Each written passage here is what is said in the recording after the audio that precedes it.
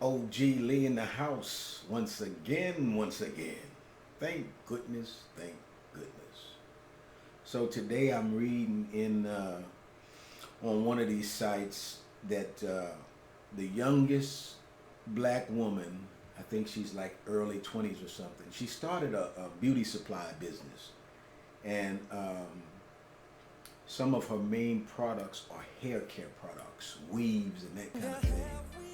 And that kind of hair, human hair or horse hair or whatever it is supplied by the country of Korea. And what we have in America are Korean retail merchants who sell this hair. Now, Koreans don't use this kind of hair for themselves. The only people by and large in America who uses this hair are black people or African Americans as we are sometimes called. Now, given that the African Americans, the black people are the ones using the hair, there are some entrepreneurial black people who said, hey, I'd like to sell some of this hair. The problem is you got to go to the Koreans to get it.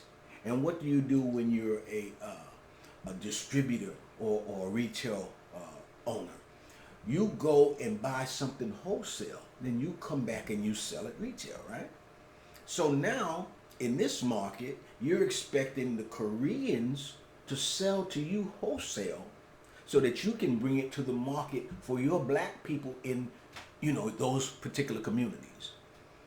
The problem is the Koreans are in those particular communities selling it retail. So they got a corner on the market in that they have the wholesale access and then they sell retail. So this creates a competitive environment for black people. And so this is why this young lady went out of business, because the Koreans are saying, hey, we're in the same business that you're in. Do you expect us to sell you a product that you turn around and compete against us with? That's not going to happen unless, I guess some government entity maybe steps in and says that they're cornering the market like this is illegal.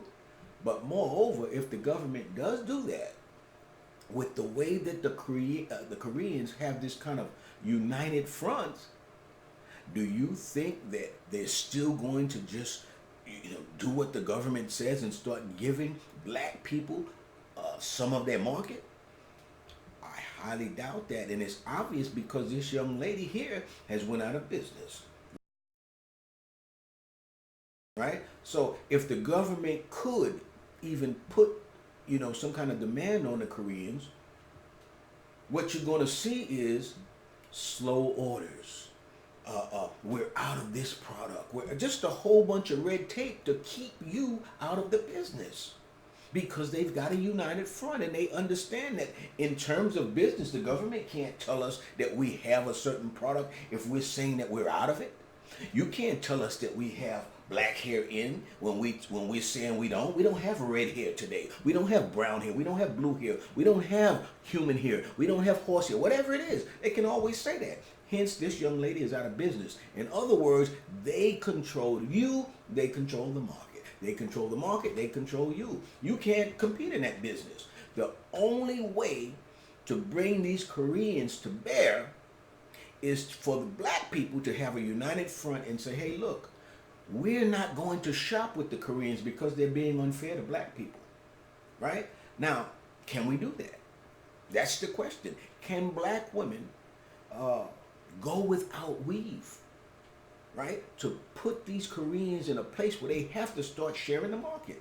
And I say that we can. I say that we can. There was a brother, I think it was in Carrollton, Texas, somewhere around there.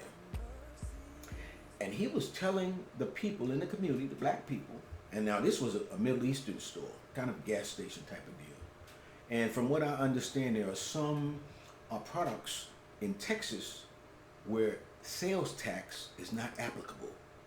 But this guy, the owner, he's charging the sales tax. So they were monitoring this guy for 6 months, monitoring this store for, 2 months. And they came back to him and showed him receipts where he's charging too much. And the guy basically was dumbfounded. He was like, he knew what he was doing. But anyway, he's caught.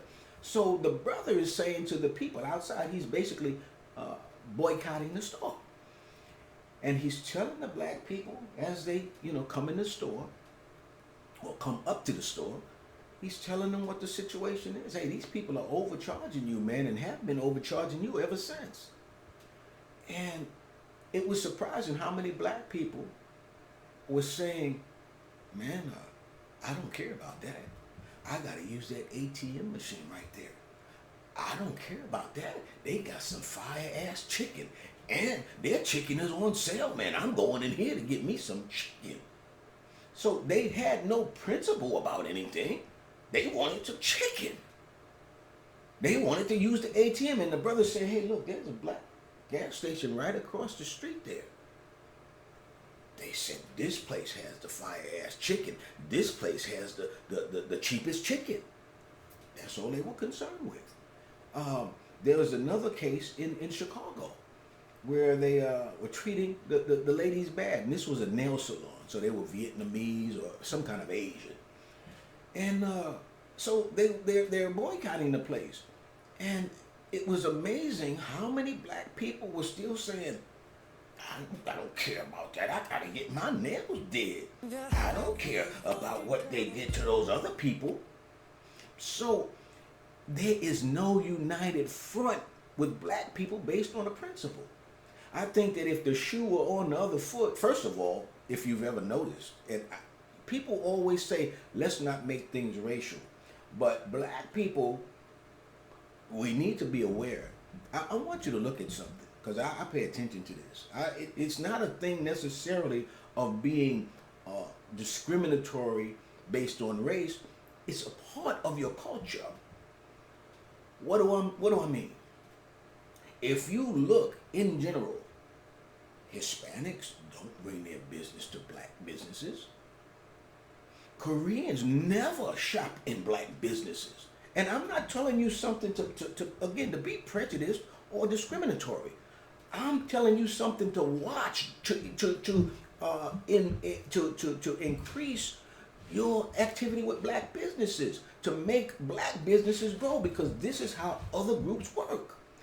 I want you to count on one hand how many times you see Koreans go into a black store.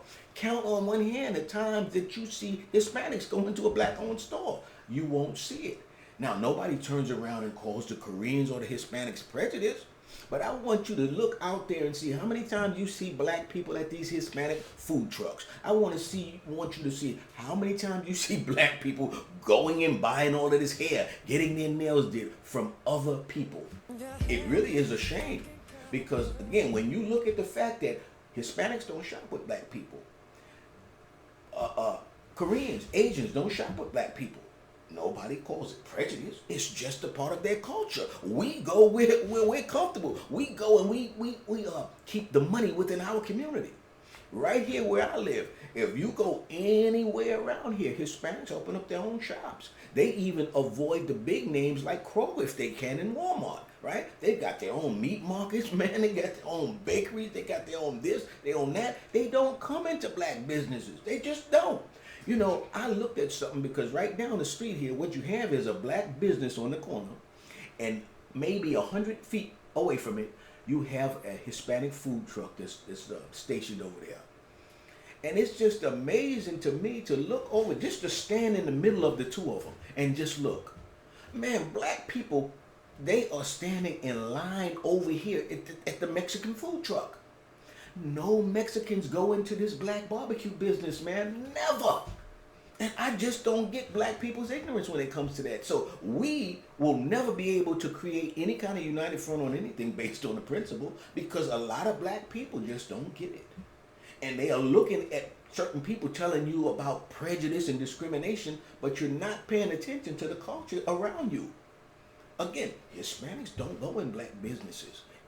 I wouldn't say that they're saying, oh, we're prejudiced and so we're, intentionally not going in there because we're prejudiced. No, we support our people. How are our people going to, really make it and stay afloat if we're giving our money to other people? It makes no sense. Again, the same thing with the Koreans. I want you to count, matter of fact, on one finger, the number of times you see a Korean go into a black business. But yet you flip the script and black people inundate Korean businesses. I don't care if they're selling fish, which there's a Korean store, they sell fish, right? And the black people, they flock to it. They sell hair. They got these gas stations selling all these bullshit ass products. Black people have to be intentional. You have to be intentional about where you shop. Otherwise, I mean, you're missing the boat. Black people will continue to lose business and continue to be played, as it were, if we continue this ignorance. I mean, you have to create a united front against, as I would say, these other people. And that's what it is. Pay attention to what's going on around you. Be cognizant of what other people are doing. And then ask yourself, why would I shop at a Korean business when they don't reciprocate? Why would I go to a Hispanic Mexican food truck when they don't reciprocate? Granted, they make some fire ass this or fire ass that.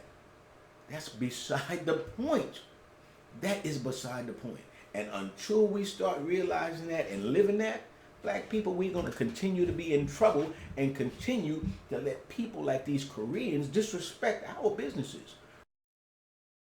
Remember now, here's a person who wants to come to the market, wants to sell hair products. She has to turn to the Koreans to buy it wholesale. And basically what the Koreans are saying is, no, we're not going to do that because that would make you compete against us.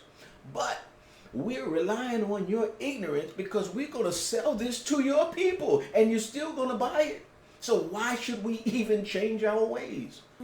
This is a sad situation for black people, and it's one, to me, for black people to grow on. I'm telling you, we have to change our ways lest we continue really to be economic slaves. Anyway, this is OG Lee, and I'll see you again soon.